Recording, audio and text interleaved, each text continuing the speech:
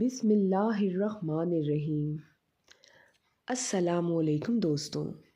صدیوں پہلے زمین پر ایسی طاقتور قومیں آباد تھیں جن کے محلات آسمان سے باتیں کرتے تھے، جن کی طاقت کا دنیا میں کوئی مقابلہ نہیں تھا اور جو خود کو ناقابل شکست سمجھتی تھی۔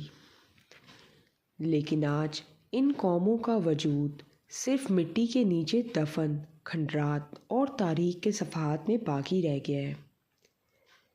حیرت کی بات یہ ہے کہ ان قوموں کا ذکر کسی عام تاریخی کتاب میں نہیں بلکہ قرآن مجید میں موجود ہے، ایک ایسی کتاب جو 1400 سال پہلے نازل ہوئی اور جس نے ان گمشدہ تہذیبوں کے انجام کو انسانیت کے لیے عبرت بنا کر پیش کیا۔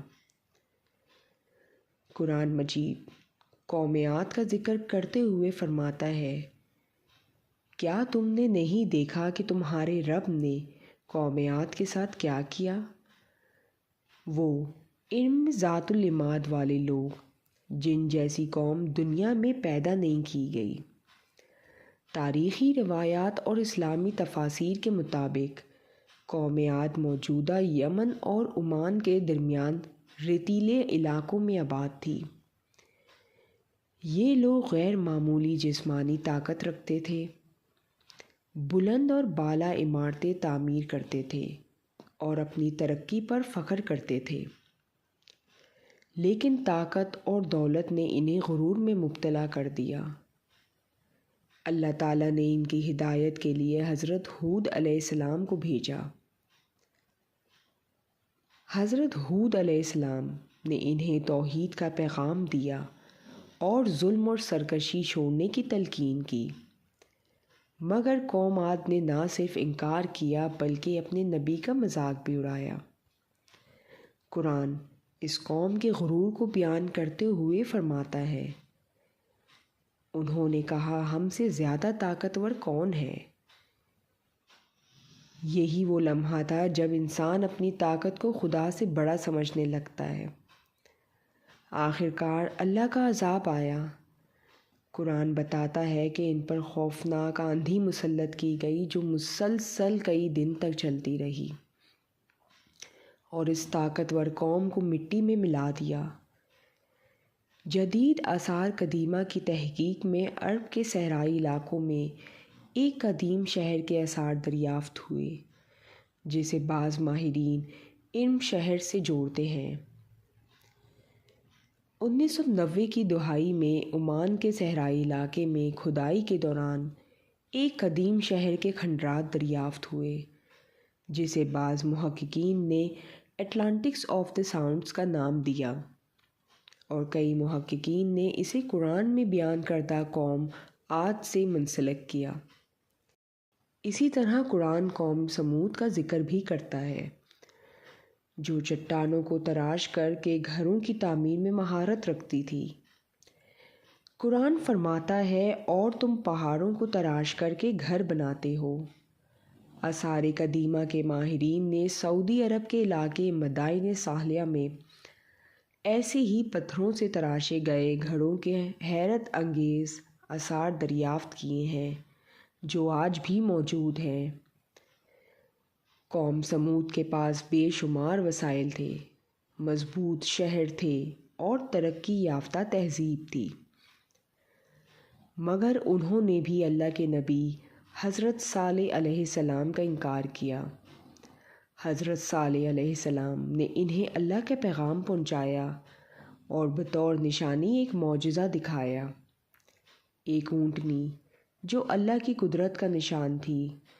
قرآن فرماتا ہے، یہ اللہ کی اونٹنی ہے، اسے اللہ کی زمین میں چرنے دو اور اسے تکلیف نہ دینا۔ لیکن سرکشی اور غرور نے انہیں اندھا کر دیا اور انہوں نے اونٹنی کو قتل کر دیا۔ اس کے بعد ان پر خوفناک زلزلہ اور چیخ کا عذاب آیا جس نے پوری قوم کو ختم کر دیا۔ نبی کریم صلی اللہ علیہ وآلہ وسلم کا بھی ان علاقوں سے متعلق ایک اہم واقعہ ملتا ہے۔ جب آپ صلاۃ والسلام غزوہ تبوک کے سفر کے دوران مدائن صالحہ کے علاقے سے گزرے تو آپ صلی اللہ علیہ وآلہ وسلم نے صحابہ کرام کو حکم دیا کہ اس جگہ سے جلدی گزر جائیں اور وہاں کا پانی استعمال نہ کریں، کیونکہ یہ عذاب یافتہ قوم کا علاقہ ہے۔ یہ حدیث اس بات کی نشاندہی کرتی ہے کہ یہ مقامات واقعی تاریخی حقیقت رکھتے ہیں اور انہیں عبرت کی نگاہ سے دیکھنا چاہیے۔ قرآن صرف عاد اور سمود ہی نہیں بلکہ قوم لوط، قوم فرعون اور دیگر تہذیبوں کا بھی ذکر کرتا ہے۔ خاص طور پر قوم لوط کا ذکر کرتے ہوئے قرآن بتاتا ہے کہ وہ اخلاقی گمراہی میں مبتلا ہو گئی تھی۔ جدید آثار قدیمہ میں بحیرہ مردار کے علاقے میں تباہ شدہ بستیوں کے آثار دریافت ہوئے ہیں، جنہیں بعض ماہرین اس واقعے سے جوڑتے ہیں۔ اسی طرح فرعون کے بارے میں قرآن کا بیان بھی حیران کن ہے، جہاں اللہ تعالیٰ فرماتا ہے، آج ہم تیرے جسم کو محفوظ رکھیں گے تاکہ تو آنے والوں کے لیے نشانی بن جائے۔ جدید تحقیق میں مصر کے فرعونوں کی محفوظ لاشیں دریافت ہوئیں، جو آج بھی عجائب گھروں میں موجود ہیں۔ قرآن ان واقعات کو صرف تاریخی کہانی کے طور پر بیان نہیں کرتا، بلکہ انسان کو غور و فکر کی دعوت دیتا ہے۔ قرآن بار بار سوال کرتا ہے کہ کیا انسان زمین میں چل پھر کر پچھلی قوموں کا انجام نہیں دیکھتا؟ یہ سوال صرف ماضی کی کہانی نہیں بلکہ حال اور مستقبل کے لیے بھی ایک تنبیہ ہے۔ ماہرین آثار قدیمہ جب زمین کے نیچے دفن شہروں کو دریافت کرتے ہیں تو وہ دراصل ان سچائیوں کو تلاش کر رہے ہوتے ہیں جن کا ذکر قرآن صدیوں پہلے کر چکا ہے۔ یہ تمام واقعات ہمیں یہ احساس دلاتے ہیں کہ طاقت، دولت اور ترقی ہمیشہ باقی نہیں رہتی۔ تاریخ گواہ ہے کہ جب قومیں غرور اور ظلم میں مبتلا ہوئیں تو وہ مٹ گئیں، لیکن ان کے کھنڈرات آنے والی نسلوں کے لیے سبق بن گئے۔ قرآن کا یہی پیغام ہے کہ انسان زمین پر چلتے ہوئے صرف عمارتوں اور کھنڈرات کو نہ دیکھے بلکہ ان کے پیچھے چھپی عبرت کو سمجھے۔ آخرکار یہ سوال ہر انسان کے لیے ہے، کیا ہم بھی انہی قوموں کے راستے پر چل رہے ہیں یا ان کے انجام سے سبق حاصل کریں گے؟ قرآن ہمیں ماضی کی داستانیں سنا کر مستقبل سنوارنے کا موقع دیتا ہے۔